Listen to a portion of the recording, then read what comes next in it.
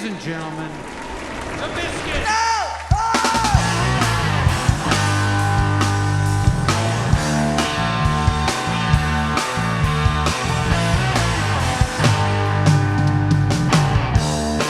So we had a free place to rehearse, and so we would usually buy a 12-pack of Natural Light, and we would drink it and we would make stuff up. And the first time we got together, I got there last with the beer, and as a result, I became the bass player. And Grimy came over one night, and we sought his approval, and we got it. And I remember he and Will composed what I believe was the first Bis-Quits song. It's called Under the Chicken. It was electric, you know, from the minute that band started, and commenced the best, you know, 2 of the best years of my life playing with those guys. It was instant chemistry. The Bis-Quits name came from the fact that we were kind of over the music business at the time. I know exactly where the name came from. There has been much myth and speculation made of this. That in England, people call cookies biscuits. So Tommy Meyer again said, "What about the Bis-Quits?" And I was like, all right, and okay, we're the Bis-Quits. In the beginning, I know Metallica, strangely enough, was a big influence. The songs were written basically, I think Beer wrote most of the songs. Kimbrough and Tommy Meyer, and Grimey's a jokester anyway, so they all wanted to write silly songs when I was finally wanting to write Hallelujah like Leonard Cohen or whatever the hell. You know, at the essence of what we were doing was writing songs for ourselves and making sure that there was humor involved, making sure that we were all just having a great time. The band got signed after playing its second gig.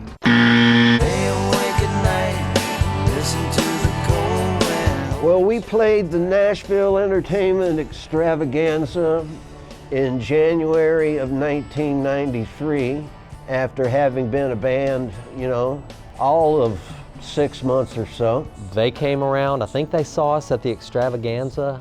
They pretty much offered us a deal, and then we negotiated. Now this is the best part, we negotiated for like a month. And Alan Dan basically just kind of stepped back and waited to see what happened and offered to put the record out. We recorded most of it at Alex the Great studio, which is still around the corner in Berry Hill. It was the very first record ever recorded at Alex the Great Recording. We really only had enough money to essentially lay down the rhythm tracks live and then dub vocals, and that was it. I think our budget was like $2,000 if. The entire record was recorded for, I think it was $2,000. And really, I just remember we had fun, and there wasn't a lot of drama. It felt like we were making rock and roll that sounded like rock and roll. Like when we heard it play back, I was happy about how it sounded. Oh, my favorite song on the album? I think my favorite song may have been 76 Bis-Quits. I like 76 Bis-Quits a lot. My favorite song on the record would have to be Blues and Wine.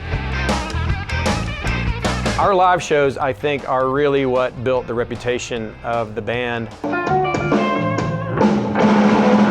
had a bunch of good songs, and we had ridiculous songs, but that were super entertaining. Every show was treated as an opportunity to do something different. We're all 4 powerful personalities who say what they mean both verbally and musically. If you came to see us every time, it was never going to be the same. It was super energetic and super inclusive of the audience.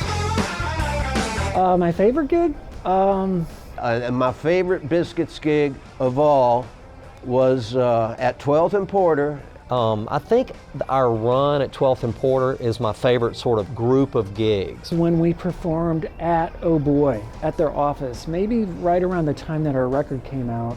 Early 1994 at South by Southwest, we basically were scheduled to play at the Steamboat at 8 o'clock. And Johnny Cash had just finished a set playing in front of the Driscoll Hotel. And all these people filed out as soon as his set was over into the Steamboat. And I looked down and Adrian Belew is looking right at me and I'm wearing my PJs, which I wore every gig, and we just ripped into the gig and absolutely floored the crowd and ourselves. What am I most proud of? About the time in the band, the music. You smell the taste of love, can't you feel it? This little band that we started for fun actually had one of the biggest draws in town. To me, like, made me very proud. Absolutely the music. We made some unbelievable music. We had such a great time as friends, and we still made a good record. I know that at times I fought a little too aggressively for the whimsical music, but I was proud of that because it was honest. It could blow up at any time. I knew it could blow up at any time, and I appreciated every day and every gig with that band like it's the last time we're ever going to play, because it might be. We had a blast, we made a good record, and we stayed friends. And that's the kind of stuff you can actually hold on to for the rest of your life. I am very, very excited that the Bis-Quits record will finally see its vinyl debut. I'm happy for people who are phonograph owners. Yeah, I am so jazzed that the Bis-Quits record is coming out on vinyl. Vinyl's mainly what I listen to anymore. You can't beat vinyl. I'm super excited about the Bis-Quits record finally getting released on vinyl because I just like the way music sounds better on vinyl. So we'll be in that crowd now. We'll be in that game, the vinyl record game.